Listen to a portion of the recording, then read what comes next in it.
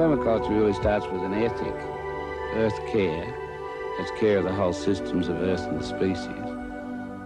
So we actually devise model systems. Much of the design is drawn from nature.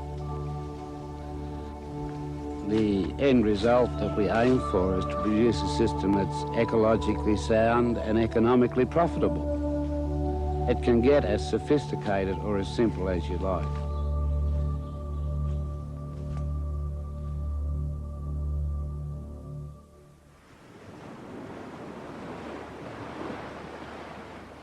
Tasmania, if you find anybody else on a beach, you just go and find another beach.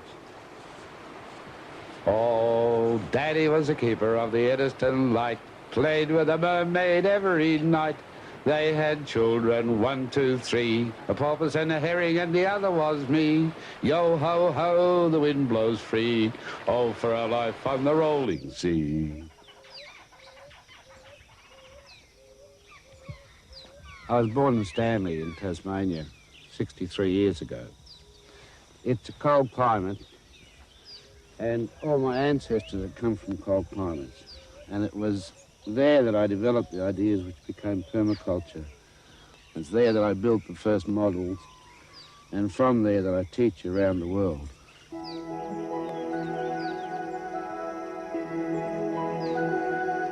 I've been working for quite a long time in the rainforests of Tasmania, and I slowly began to realise that their production could be far higher than that of any system that we had devised, and it was from there that permaculture grew. It was putting a knowledge of the relationships between the plants and the animals into the situation of farming or food production.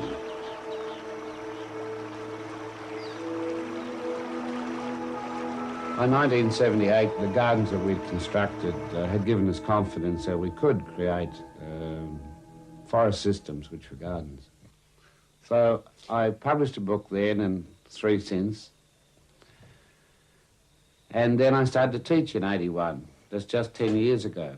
And now those teachers are in their 5th generation. They're the students of my students of my students and so on.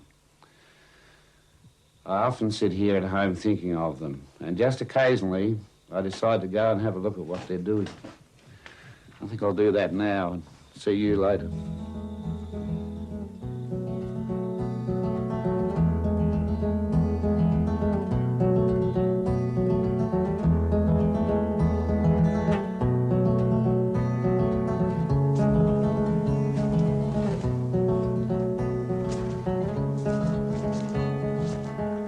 We're in the San Juan Islands, not far from the Canadian border.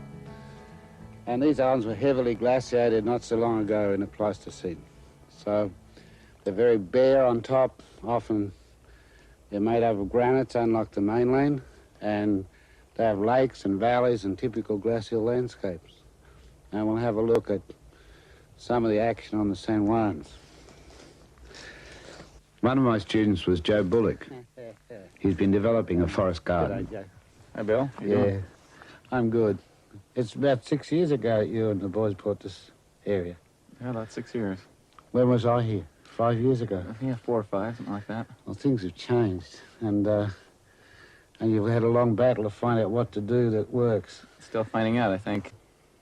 We're fortunate to be here on a fine summer's day, but here in winter it can get very cold, and heat is an invaluable resource. It's nice, Joe. Yeah. Joe has wisely combined his kitchen with a greenhouse. It not only heats his house, but provides him with winter food. But Joe's developed other techniques to make the greatest use of the scarce heat resource of this area.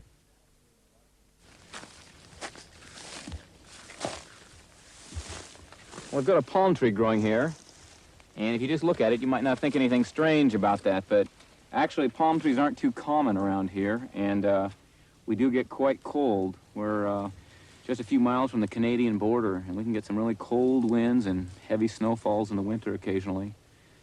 What I'd like to demonstrate here is a lot of people think of rocky land as being non-agricultural land, but actually one thing that rocky land also has in great abundance is an accumulation of heat. And in a relatively cool summer climate like this, heat is often one of the most precious commodities to the grower of many, many things. So I think people in England and Scotland have long known this by planting things up against rock walls. But if you have land with rocky outcroppings, one might consider placing a heat-loving species close to the rocks in order to benefit from the additional heat they would receive.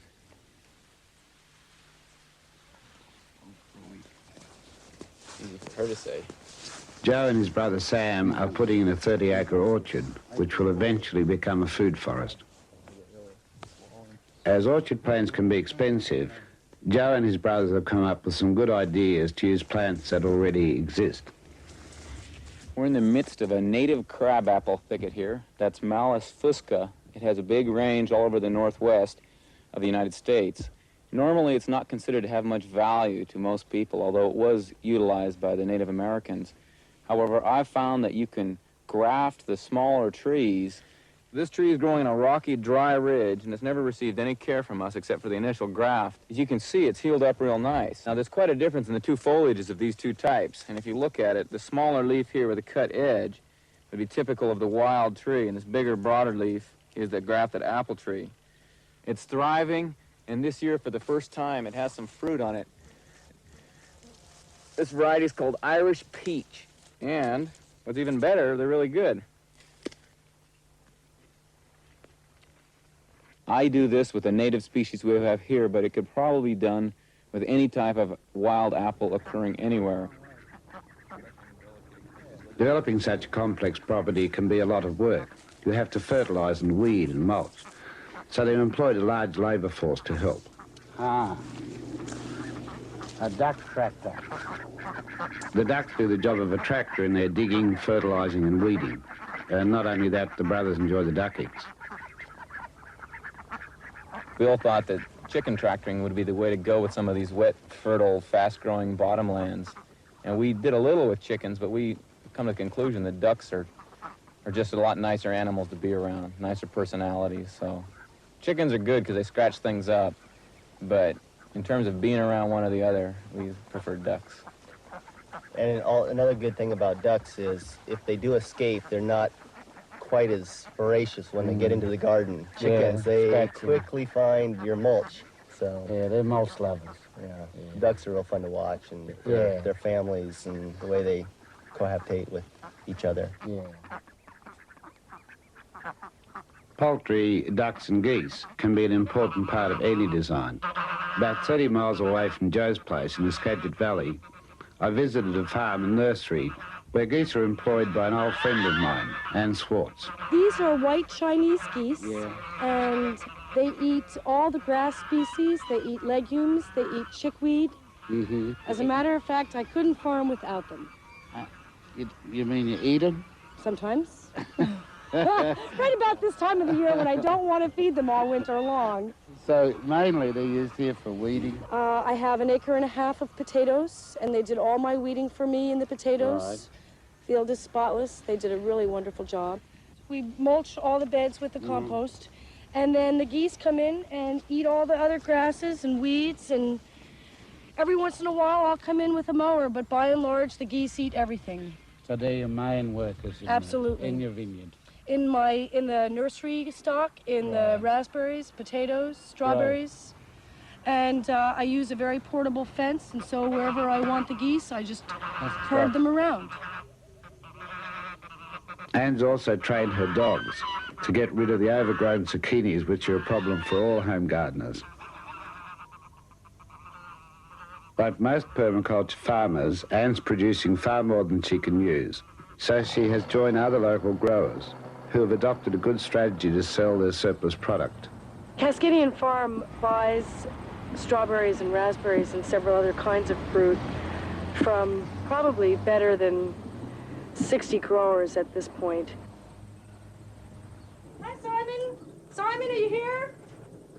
Joanne. Hi, how are you today? Good morning.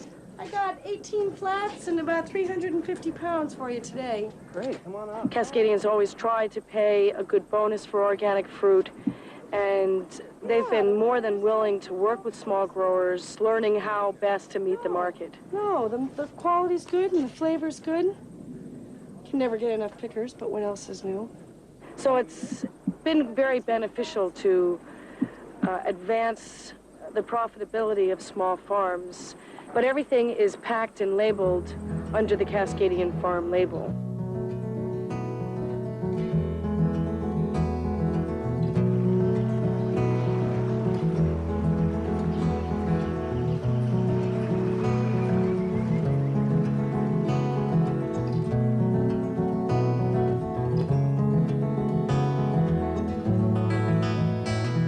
These are the subboreal or far north forests just below the high northern latitude of 45 degrees. We're just north of the oaks on the coast and just south of the purely coniferous forests. It's noticeable here, as it is with all forests, that the forest depends on a fallen forest to grow itself, so that every log and every stump here, many of them are cut off stumps, have cedar trees growing in them and berry bushes. And all these forests are the same, no matter whether they're northern or southern latitude. And then the main foods out of this forest for people and for a lot of animals are sugars, which are stored in the maples and the saps of many of the deciduous trees, and fungi. And there are at least 40 species of fungi. This one looks as though it might make you hallucinate, but there are at least 40 edible species of fungi throughout the forest. So you'll find many of the animals are full of fungi in the winter, and of course the people eat fungi in the winter. And the Indians cleared holes in this forest and cultivated nettles. And from nettles they made very fine silky cloth, and they also ate, the nettle was a green vegetable.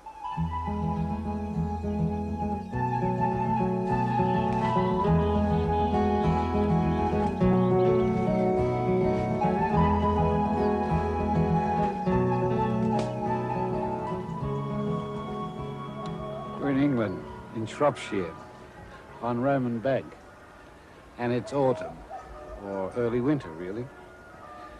And we've come to meet Robert Hart, who's developed a forest garden here over the last few years.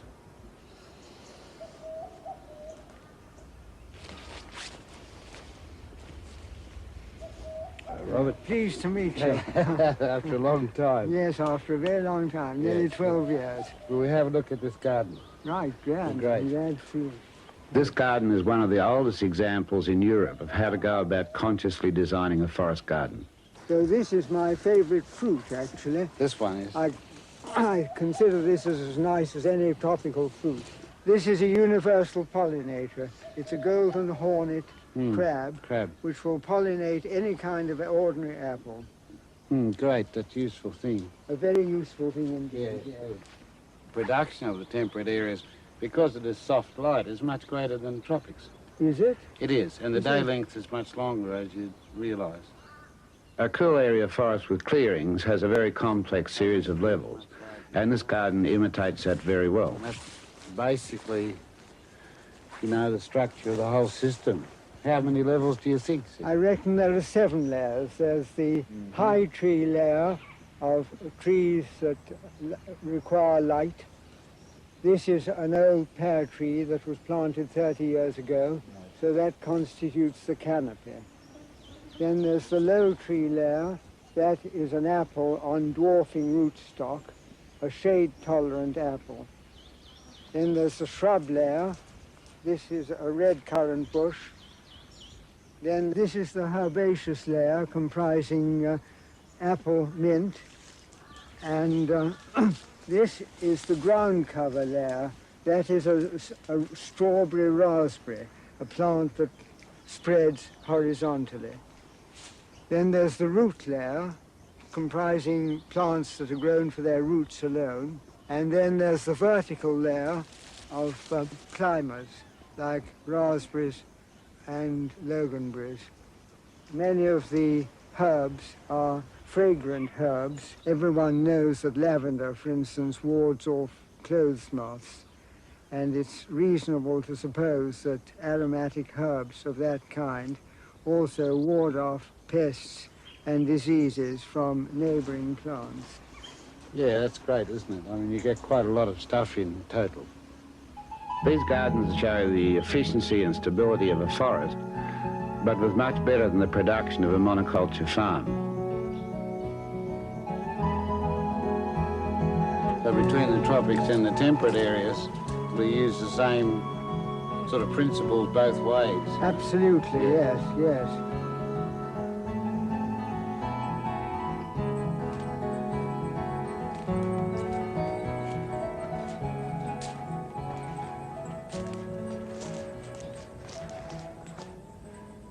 The woods are lonely, dark and deep. And I have promises to keep and miles to go before I sleep. The woods may appear dark and deep, but they are in fact harvesting sunlight. They are the great reserves of the sun's energy on Earth, converting it to timber and to leaves, which become nutrients for the soil. It's a feature of cold climates that every winter life dies. The leaves fall from the trees and into the soil, or at least stop growth. And the soil will retain the carbon from the leaves for up to 5,000 years. So when we clear forests in those climates, we have inherited a tremendous amount of humus in the soils. And that's the reason why agriculture has to concentrate on the humus in the soil in those areas. I came from traditional farming families, and we'd cared for soils for over 200 years. But in the period from 1950 to 1990, most of those soils were destroyed. In 1951, I saw the first chainsaw.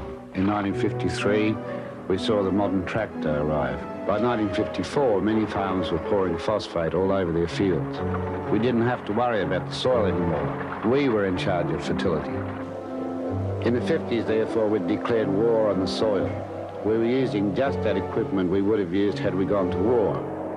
Heavy machinery, crawler tractors, biocides, poison gas, the lot. I'd like to take you to meet somebody who still uses natural systems to create soils. I've known him for 40 years and he didn't start out rich.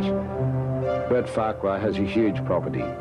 By looking after soils wherever he farmed, he's become wealthy.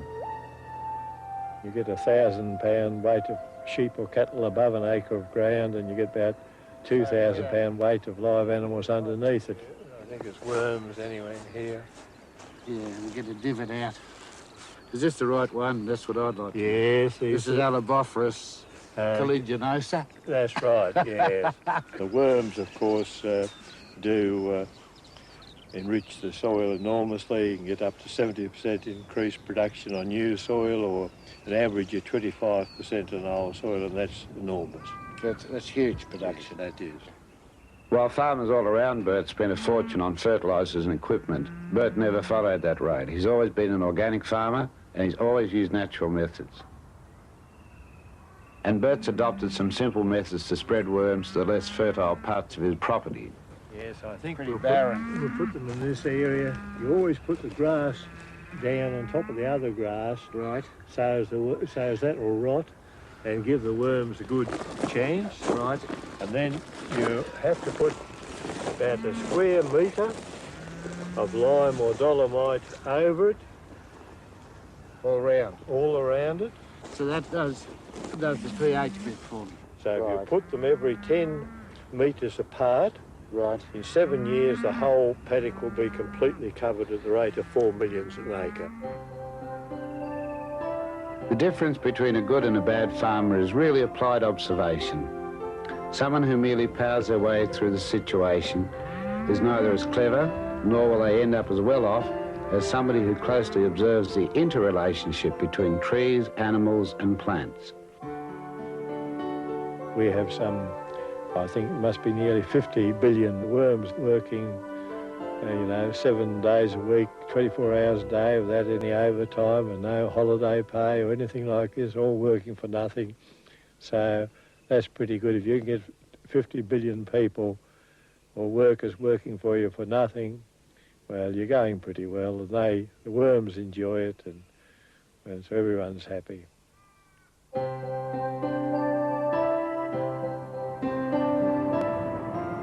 This is a high plateau of Tasmania where you come in winter to snare wallabies. This is where many of us, when we were young, came up here in the winter for game hunting.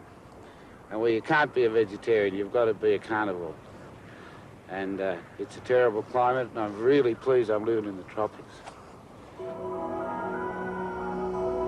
Conserving energy is essential in cold climates, and we need to pay particular attention to that in our design. Well, it's the cold day. It is Cold Spring Day in southern Australia, in Victoria. David Holman's place, he's just raking his lawn. He's still a friend of mine, despite the fact he's got a lawn. And he's built this really excellent energy-efficient house, because design is at least as much about architecture as it is about gardens. Not a lot in the garden at the end of winter, but there's still a plentiful supply of carrots and always something to make a salad and a soup. And it's integrated garden and house, and it's a low-energy house, made out of mud brick. Well, it is a bitterly cold day, and it feels frosty, and it's time to go into a warm solar-heated home.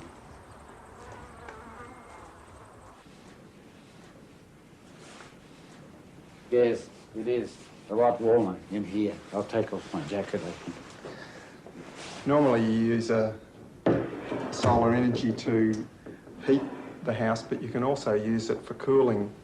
The way the cupboard works is that it draws the air in from under the floor, where the air is at just the temperature of the earth all year round, and it drafts through the wire baskets and out through a flue pipe in the roof. It's ideal for dairy products, ideal for most fruit and vegetables, which means you don't really need a fridge, or only need a very small fridge. And of course that's very significant in terms of CFCs that are attacking the ozone layer. When I came to designing for a climate like this, had to think fairly carefully, given the amount of cloudy and very cold weather. You've got the glazing that allows the sun in, and the greenhouse is really the most important element in that design. The thermal mass of the walls is very important to store the heat for the periods when there isn't sun. The sun on the wall is a medium width at the moment, and in the summer it's reduced to nothing, whereas in the winter it's a very wide band of light falling on the wall. An energy-efficient house like David's is not only cheap to run, but creates very little pollution. So every way we can save or recycle energy is very important in what we do. All the systems we inhabit require energy, whether it's just a house or a farm or a town. And the only question is, can we conserve enough energy over the lifetime of the system? And can we give enough yield to offset the energy that we use to establish those systems? So we'll go and see a farm in Germany where methods of recycling energy are being developed, and where even the financial systems are being slowly made recyclable. This is the Sonnenhausen or Sun House near Munich. And it'll be on this and adjoining properties that we'll look at the work of the Schwarzwurth Foundation. Now, the main interest here is that everything produced on the property, the meat, the wheat, is processed here and turned into a variety of products. So it's a farm whose main interest is it tries to integrate the chain from production to market.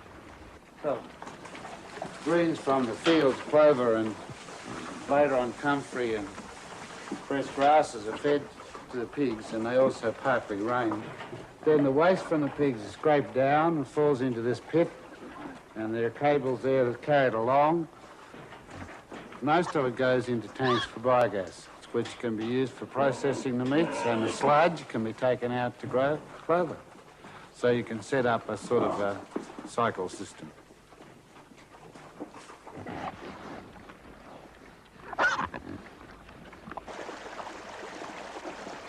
These are so-called flow forms.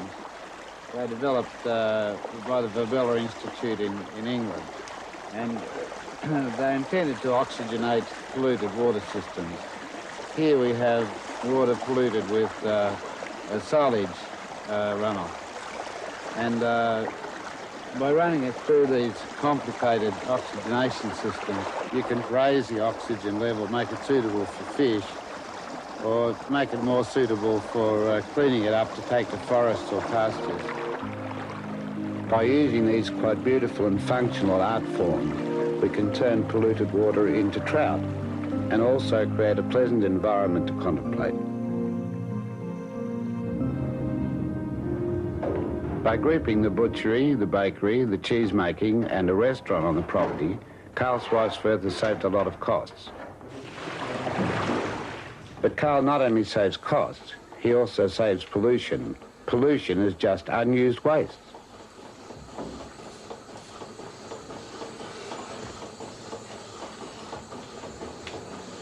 The foundation sells directly to the consumer. Food produced on the farm is 30% more expensive than it is in the supermarket. But when you buy food from the supermarket, you don't pay for the pollution that's caused in its production. It's an education to people to come to the farm, see the healthy farm all around them and the clean processing systems. They can then appreciate they're buying a food that hasn't damaged the earth.